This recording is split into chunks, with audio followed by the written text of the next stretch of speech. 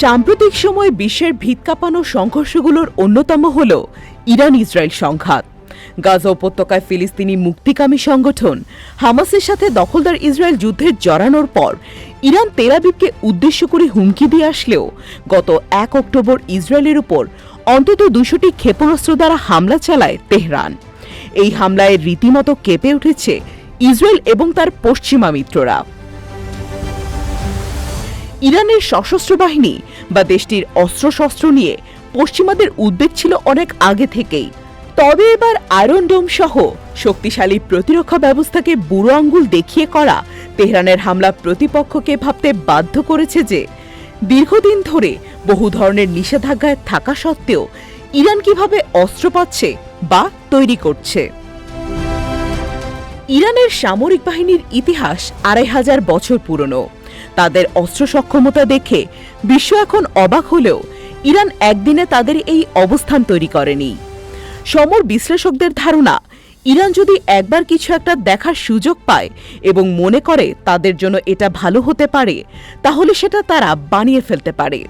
কয়েক বছর আগে আমেরিকার ড্রোন ভূপাতিত করার পর তারা ড্রোন বানাতে থাকে এবং এখন ক্ষেপণাস্ত্রের পাশাপাশি তাদের প্রতিরক্ষার গুরুত্বপূর্ণ অংশ ড্রোন তেহরান বানিয়ে ফেলেছে।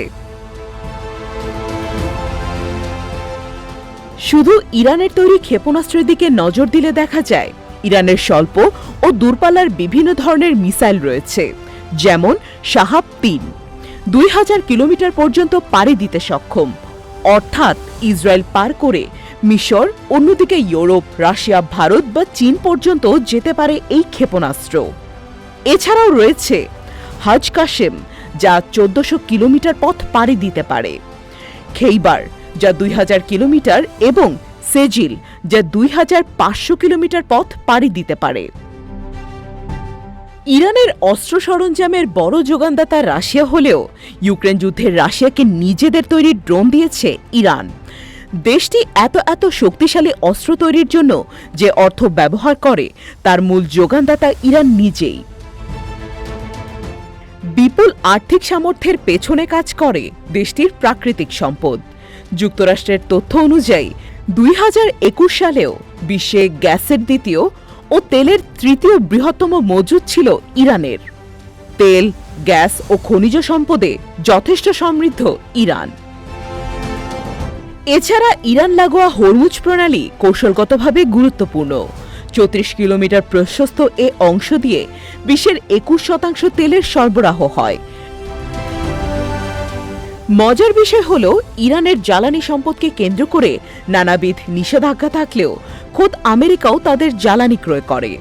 মাঝে ১০ বছর পুরোপুরি বন্ধ থাকলেও গত ৪ বছরে কিছু তেল ও পেট্রোলিয়াম পণ্য কিনেছে তারা, যা প্রকাশ করেছে খোদ আমেরিকা। জ্বালানি তো বটেই, এর বাইরেও নানা ধরনের পণ্য রপ্তানি করে ইরান।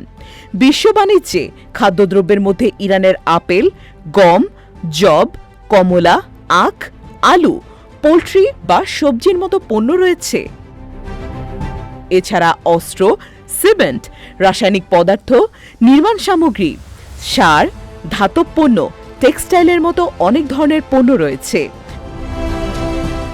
এবং বড় যুদ্ধ বাঁধলে সেসব খাতে বিশ্ববাজারে একটি চাপ সৃষ্টি করতে পারে তারা। এই তথ্যগুলো সামনে এনেছে গ্লোবাল ফায়ার পাওয়ার। এছাড়া পারস্য সাম্রাজ্যের সমৃদ্ধ ইতিহাস ইরানের পণ্যকে বিশ্বব্যাপী আলাদা একটি নামডাকের জায়গা দিয়েছে। এছাড়া ইরানের একটি গুরুত্বপূর্ণ ভৌগোলিক অবস্থান রয়েছে, যেটি এশিয়ার সাথে মধ্যপ্রাচ্য, পারস্য উপসাগর এবং ইউরোপের সংযোগ তৈরি করে।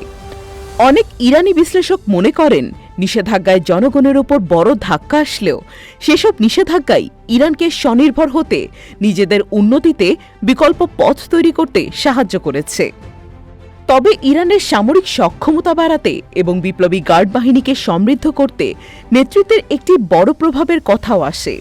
ইরানের কিছু পর্যবেক্ষকের মতে, ইরানের সর্বোচ্চ নেতা আয়াতুল্লাহ আলী খামেনির একনায়কতন্ত্র দেশের জনগণ অতটা ভালোভাবে না নিলেও তারা এটা স্বীকার করে যে দেশের স্বার্থে, বিশেষত পশ্চিমা শক্তিকে পাল্লা দিতে এবং মধ্যপ্রাচ্যের প্রভাব ধরে রাখতে খামেনির যে নেতৃত্ব এবং সাহস, সেটা বড় ভূমিকা পালন করে। এমন অনেক কিছুর সমন্বয়ে নিষেধাজ্ঞার মধ্য দিয়েই মধ্যপ্রাচ্যের একটি বড় আঞ্চলিক শক্তি হিসেবে অবস্থান তৈরি করার চেষ্টা করে গেছে ইরান।